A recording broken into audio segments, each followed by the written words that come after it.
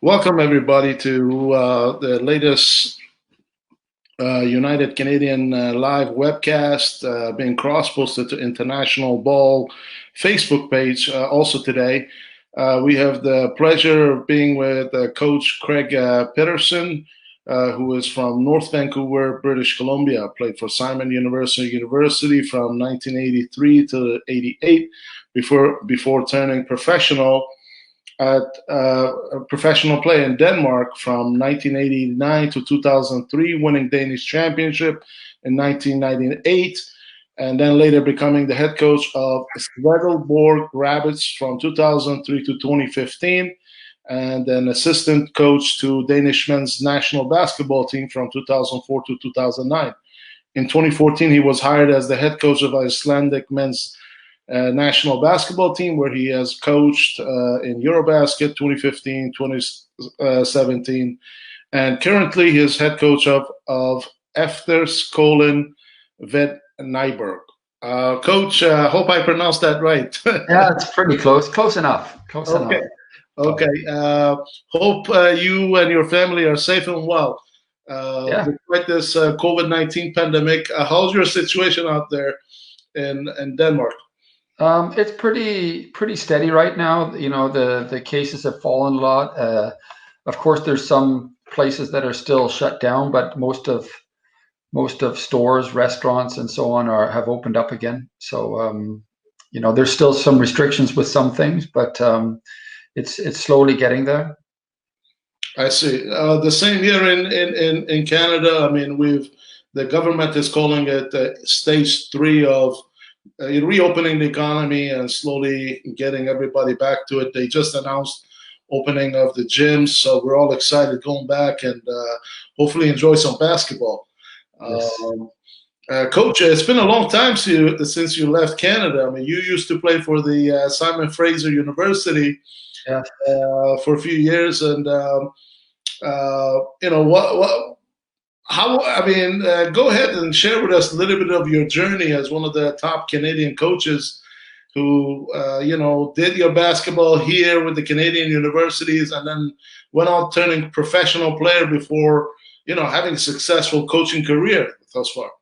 Yeah, well, basically what happened was when I was, ending up my playing days at Simon Fraser, my coach at the time, Stan Stewartson, he suggested instead of getting an agent, writing out to different countries to see if I could, find some interested clubs that way.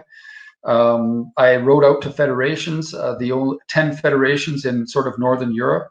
The only one I heard back was from the Danish Federation, who sent the addresses of all the club teams in the country. And so I just picked 10 random clubs and sent stuff out to them by mail, not email or anything like that.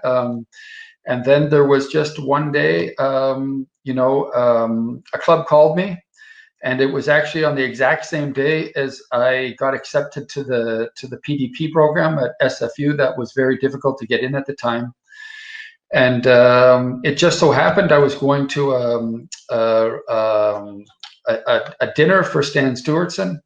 And there was I sat beside the president of the university and his wife, and told them the situation, and they both suggested that I try and go and play, and that could always come back and get into PEDP at another time. So I took their advice to come to Denmark for a year to play, and I'm still here. Sure, been a long journey, but you've had some fun coaching at some of the highest levels at the Eurobasket, which we'll get into in a minute. So after you left BC, and then you spent quite a bit in Denmark. I mean, you've played several seasons there before again getting into coaching. You were also assistant coach with the Denmark national team. Yes, correct.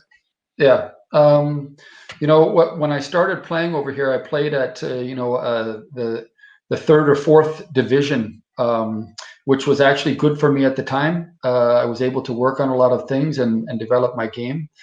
And then, as my career sort of started to wind down, I got a new opportunity to work at this boarding school I'm at now, as well as being the head coach of the Svendborg Rabbits. And at the time, I was still playing.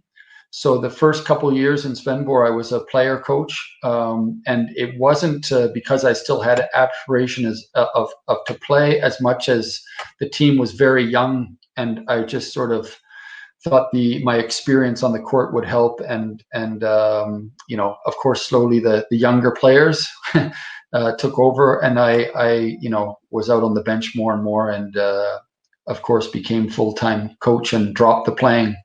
I've been always lucky to have good players, good assistant coaches. In all my times, in my time with the Danish national team, learned a lot from the head coach of the team about how to treat people and build a team, and that has been very important to me. Of course, you mentioned when you left and you started, your process was started from the third division and then sort of growing with the team as you did. But in this day and age, just having a second passport generally helps. Was that the same case back then when did you have a second passport? Did that help to play maybe as a local? No, I didn't have a second passport, and I actually still don't. But one of the rules back then, when I first came to Denmark, they had a rule that if you lived in the country 7 years in a row, then you could play as a Danish player, even without a passport. They've changed that rule to 5 years now. Different countries have different rules, but so after 7 years, I played as a Dane, but I've never actually physically had a Danish passport. Wow, fascinating. What I love about international basketball is every country has obviously their own culture, their own way of playing the game, and their own philosophy, and therefore they establish their own regulations around the game. But having a second passport has been so, for a lot of the younger players that are looking to start off their journeys in different ways, has always been helpful in this day and age. But your journey, obviously, it didn't matter because you stuck it out. You started from, as Drake puts it, started from the bottom, and then you work your way up. And to get yourself to the coaching ranks. So. What are some of the challenges that you had, I guess, going through your process? Well, I would say the first thing that comes to mind is the first couple of years of being overseas. Everything was exciting, and you go to shooting practice in the morning and team practice in the afternoon. But after a few years, the middle of the day became quite a problem. Wondering if it was worthwhile, just waiting around for team practice in the evening, sometimes it being very late, so there's a big chunk of the day not doing that much. Players, of course, some of them were working, some going to school, but in the evenings, they go home to their families and or maybe got to do homework, etc. So there's a lot of there can be a lot of lonely times, especially playing in a league that's not fully professional. So it's not like all the other players were in the situation that I was in. At the time, my first team, the first 5 years I was in Denmark, I played on a team where I was the only foreigner. So I was spent quite a lot of time, by myself, and at times it was tough thinking, like I said, that was it worth it to just it felt like sitting around wasting, but found some more motivation by changing clubs and being in a different situation, and that helped pick things up again. I see. And I guess having played and coached in that region, you must have seen some of the Canadians that must have come to your region, maybe in Iceland or Denmark. Who were some of the recent people you bump into?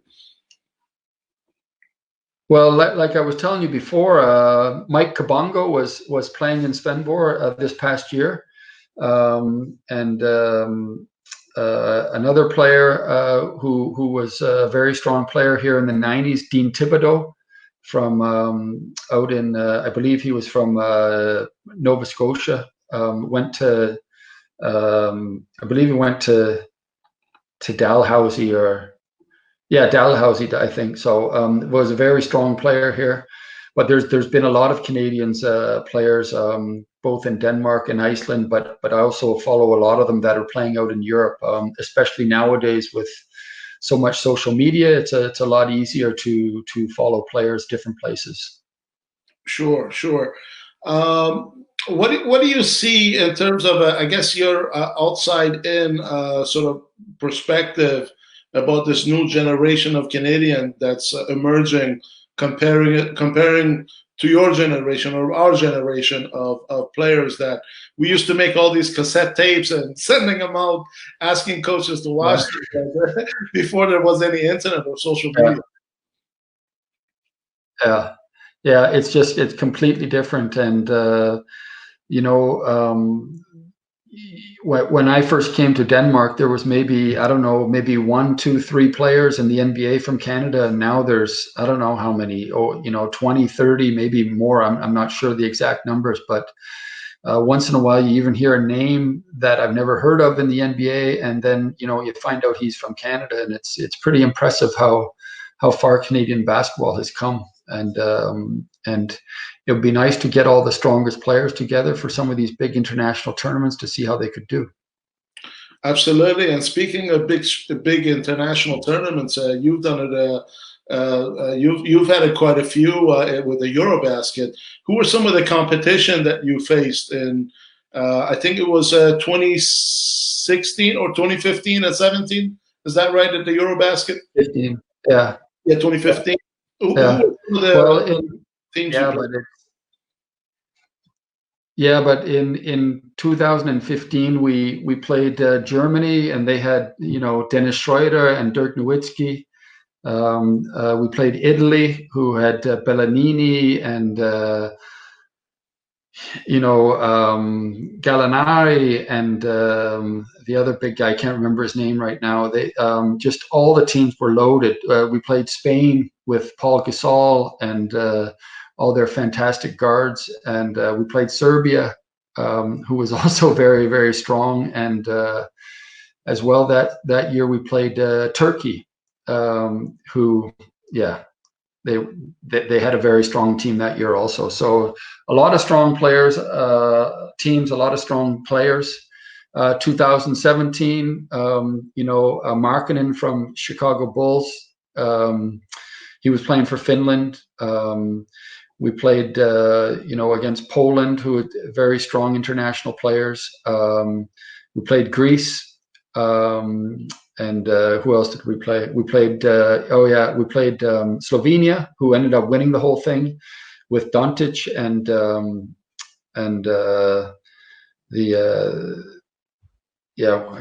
now his name slipped my mind. The left-handed guard from Miami Heat, Dragic. Yeah. And we just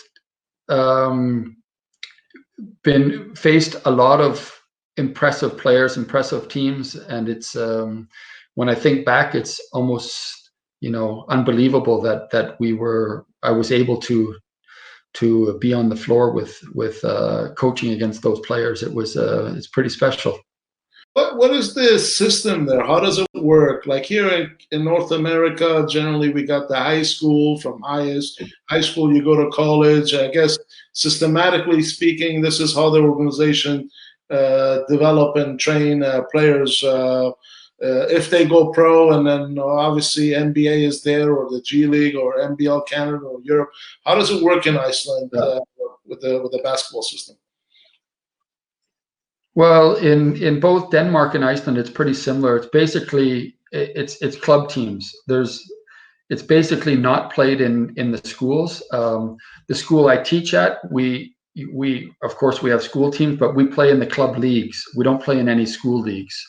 So the players work their way up. They have different age groups, under 13s, under 15s, under 17s, under 19s. And, once the players get to around 18, a lot of them are looking for different possibilities. A lot of them look to go to the States, to go to college.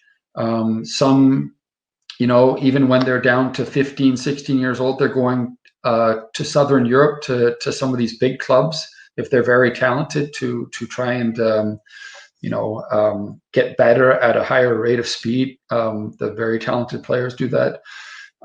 Otherwise, when they get to out of the under 17 level, so they're 18, 19, then they start to be eligible or start to play in the men's leagues.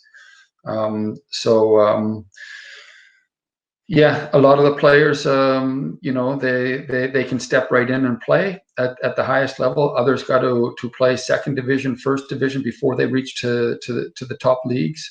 But Iceland is not a country. It's the population is around 330,000. So there's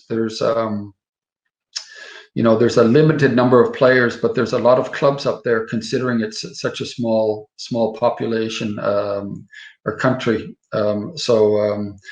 Same in Denmark. There's not an overwhelming number of players, but there's a lot of talent here, without a doubt. And the top league is very competitive. The best team in Denmark has done very well internationally the last few years.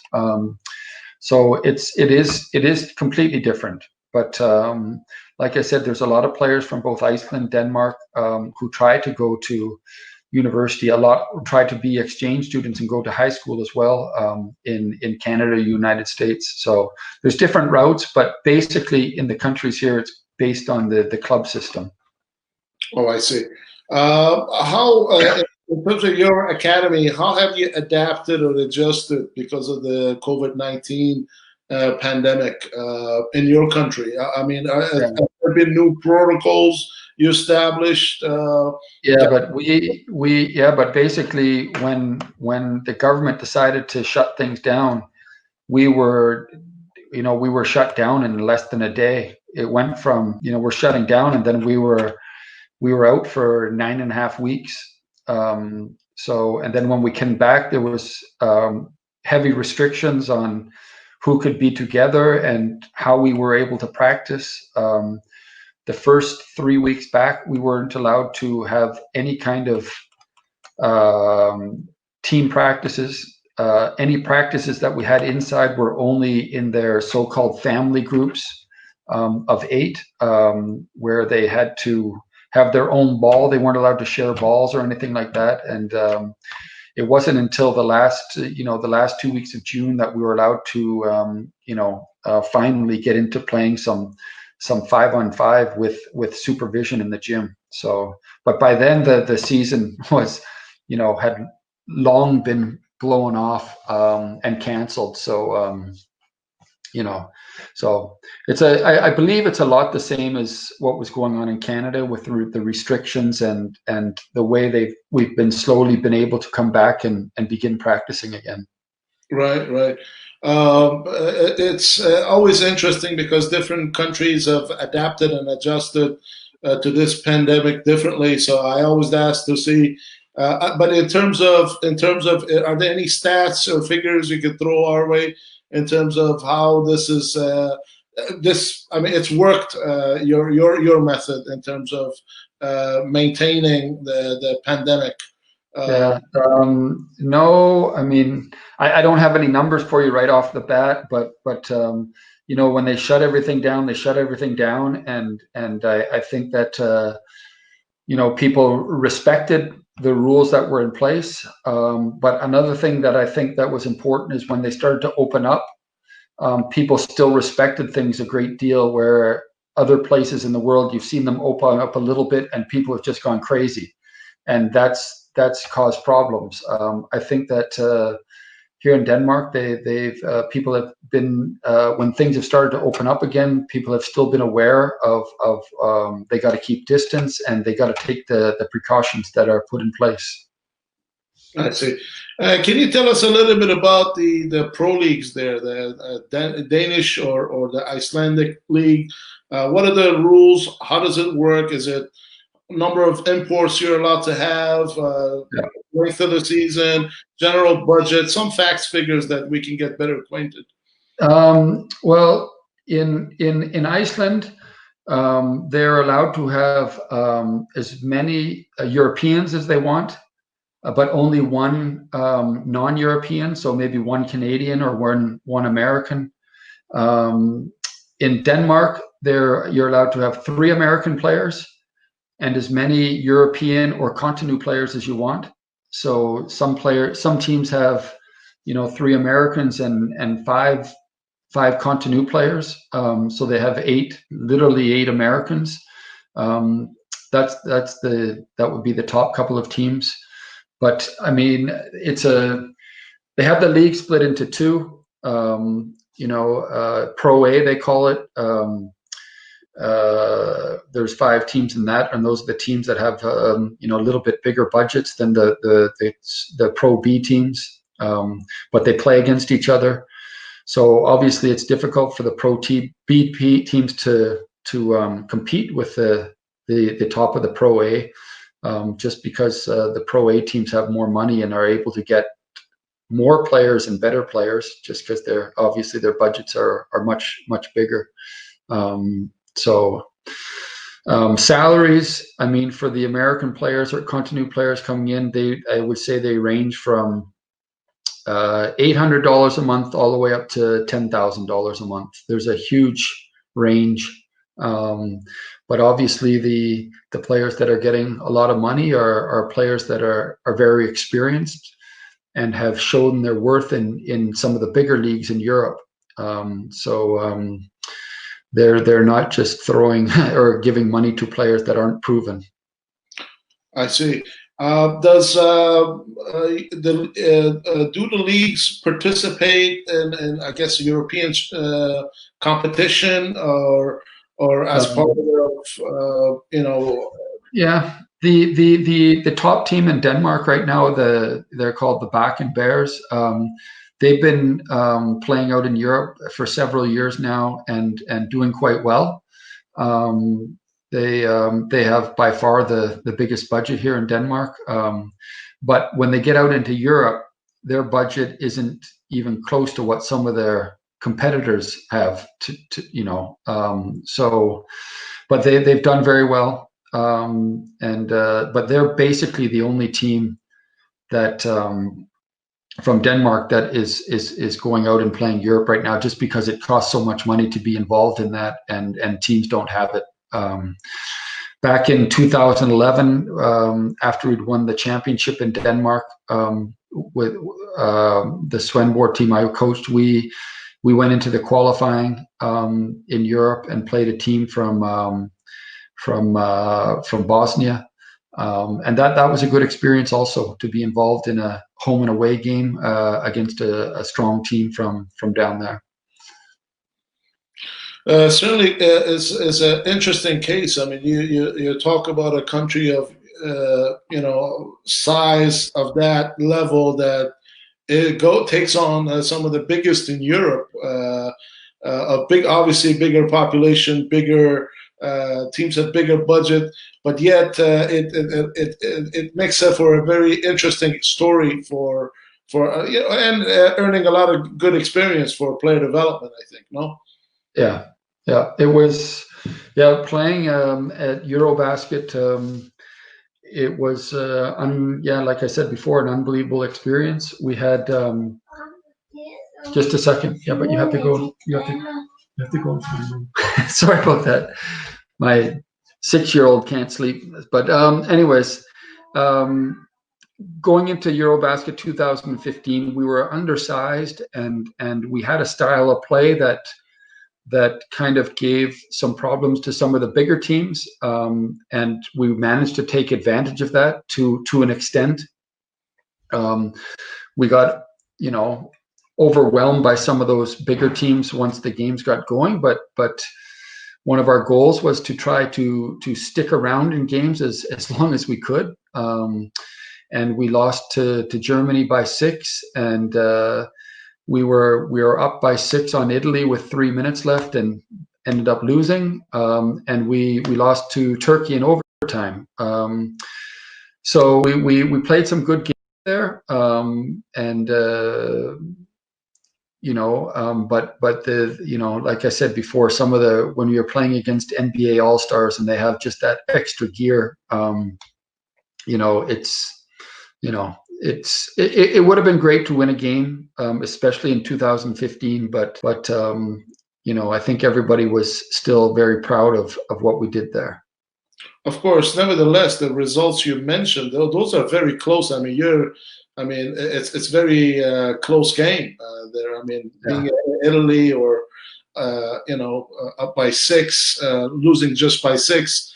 So those are tremendous. That's tremendous effort, team effort, I think. Yeah. What is next for your academy? And if you were, if somebody was listening that may have some ambitions, for Iceland or Denmark, what would be your message to them?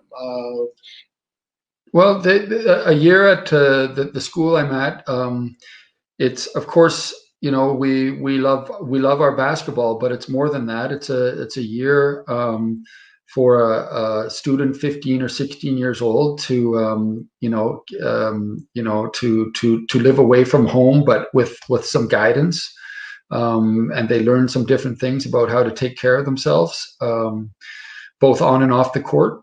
We have a great strength trainer and physiotherapist at the school who helps the students with getting their bodies ready to play, through nutrition and lifting weights and so on. And of course, we have different levels at the school, but we're trying to teach the players how to play, but also introducing them to some concepts that they'll need when they start to reach into senior basketball, or national team basketball, where different concepts and tactics are needed. So that's some of the things that we focus on. I see. Does your school offer scholarship or for international students who may be interesting? What are some? We don't have scholarships, but we do. The price of going to school is kind of prorated on sort of how much their parents would be making. So if it's a student that came from a poorer background, then the amount that they would have to pay would be a lot less than a student who was coming from a family that was more well off. So it's based on that. So, but yeah. So. Okay.